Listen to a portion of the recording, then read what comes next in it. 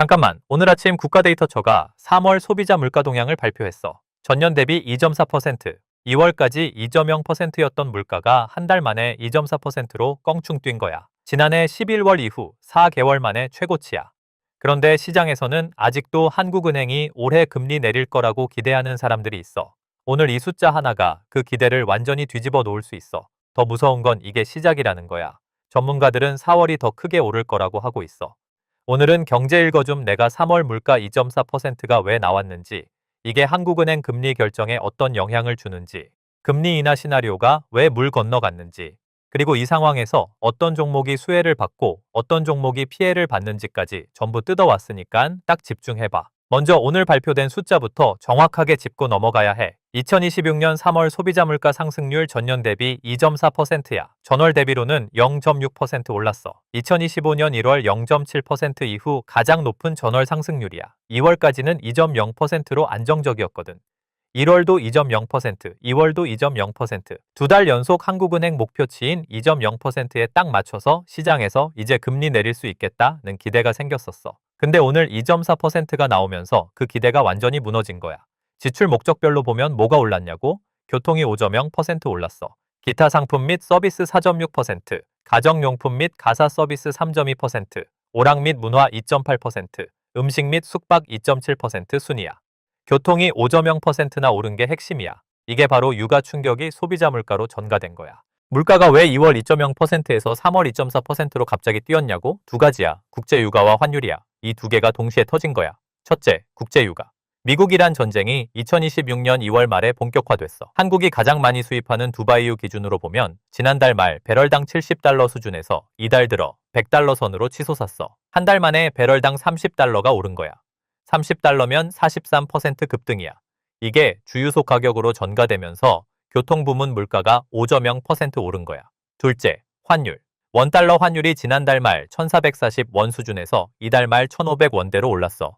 환율이 오르면 수입 물가가 오르고 이게 시차를 두고 소비자 물가로 전가되는 구조야. KB증권 유진희 연구원은 지난달 생산자 물가 데이터에서 이미 공급 측 물가 상승 압력이 확인됐다며 3월부터는 유가 급등 영향까지 더해질 예정이어서 소비자 물가로의 정가 속도를 경계해야 한다고 설명했어. 더 무서운 건 지금 2.4%가 중동 전쟁 충격의 첫 번째 파동에 불과하다는 거야. IBK 투자증권 정용택 연구위원은 높은 유가와 환율은 당연히 소비자 물가에 큰 영향을 미칠 것이라면서 소비자 물가까지 도달하는 시차를 감안하면 3월보다는 4월 물가에 더 많이 반영될 수 있다고 했어. 즉, 지금 나온 2.4%는 충격의 시작이지 끝이 아니라는 거야. 연간 물가 전망도 이미 올라갔어. 국내 증권사 10곳을 대상으로 설문조사한 결과 올해 연간 물가 상승률 전망치 중간값은 2.6%로 집계됐어. 이는 지난달 중간값 2.1% 대비 0.5%포인트 높아진 거야. 예상대로라면 2023년 3.6%를 기록한 이래 가장 높은 수준이야.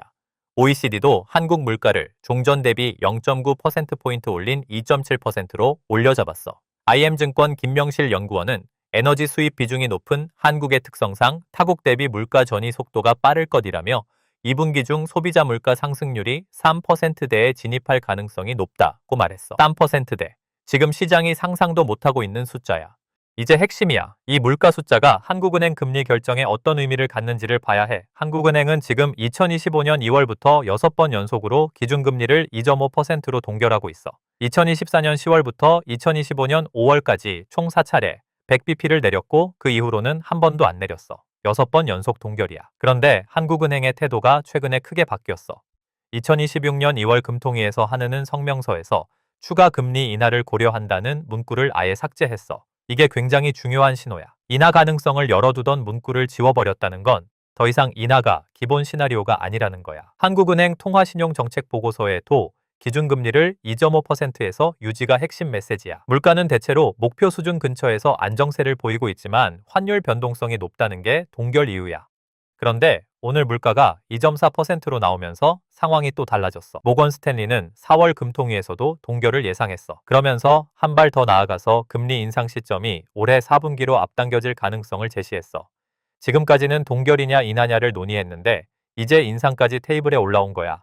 메리츠 증권 이승훈 연구원은 아예 이런 말을 했어. 현 상황에서 불가피하게 국제 에너지 가격 상승이 우리나라 전기, 가스 요금 인상으로 귀결된다면 2차 충격이 생길 것이라면서 물가 상승 압력 확산이 기대 인플레이션을 건드린다고 인식되면 한국은행도 연내 인상을 검토할 수 있다고 분석했어. 기대 인플레이션.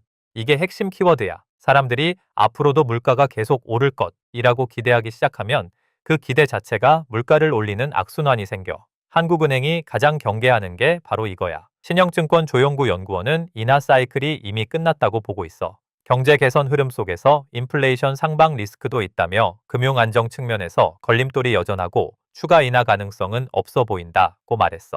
IM증권 김명실 연구원은 적어도 2026년 상반기까지는 동결 시나리오가 더 현실적이라며 상반기 인하 단행 시 금리 인하 시점에서 오히려 CPI가 다시 올라가는 정책 딜레마가 발생하는데 한은은 정책 신뢰도 훼손을 유발하는 이 상황을 가장 경계할 것이라고 전망했어. 정리하면 이거야. 한은 금리 인하?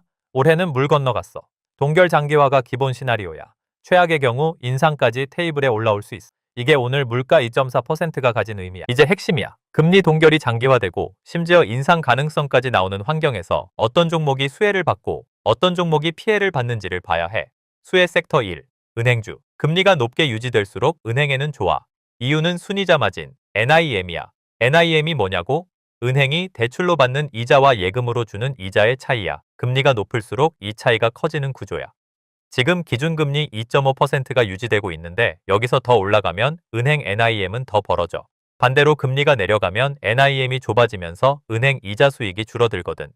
KB금융, 신한지주, 하나금융지주, 우리금융지주 같은 4대 금융지주가 직접 수혜야. 2024년 하반기부터 금리 인하 기대감에 눌려있던 은행주들이 동결 장기화 시나리오에서는 다시 부각될 수 있어. 수혜 섹터 2. 보험주. 보험사도 금리가 높을수록 유리해.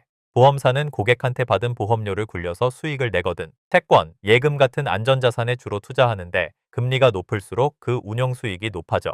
특히 생명보험사들은 장기 채권 비중이 높아서 금리 환경에 더 민감해. 삼성생명, 한화생명, DB손해보험 같은 보험사들이 수혜 대상이야.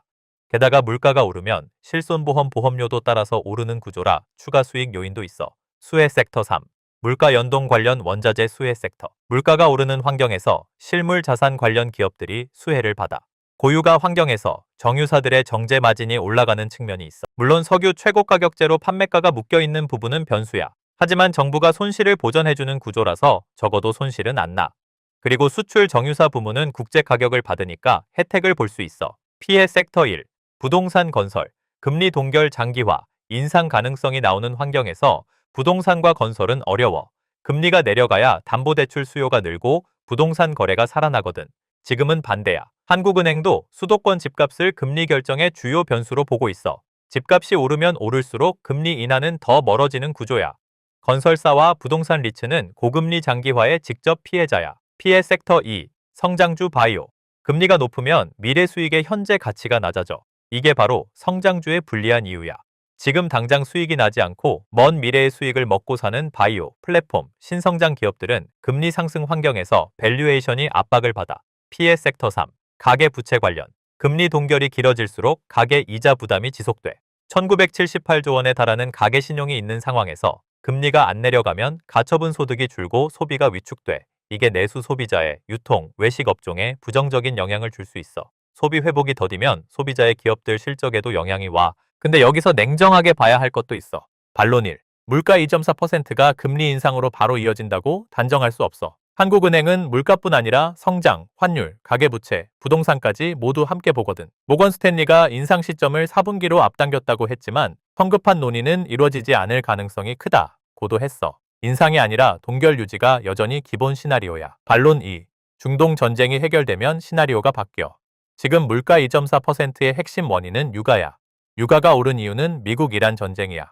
전쟁이 협상으로 타결되면 유가가 다시 내려오고 물가 상승 압력이 빠질 수 있어. 그러면 한은이 다시 인하 카드를 꺼낼 수 있어. 지금 금리 동결 시나리오는 중동 전쟁이 장기화된다는 전제 위에 서 있어. 반론 3. 은행주 수혜도 조심해야 해. 금리 동결이 좋은 건 맞는데 가계부채 1978조 원 중에 부실이 생기면 은행 건전성에 문제가 생겨. 고금리 장기화 화살표 대출자, 이자 부담 증가 화살표, 연체율 상승 화살표, 은행 부실 우려로 이어질 수 있어. 단순하게 금리 높다고 은행주 산다는 접근은 위험해. 결론부터 말할게. 오늘 나온 물가 2.4%가 뜻하는 건 세 가지야. 첫째, 한국은행 금리 인하는 올해 사실상 물 건너갔어.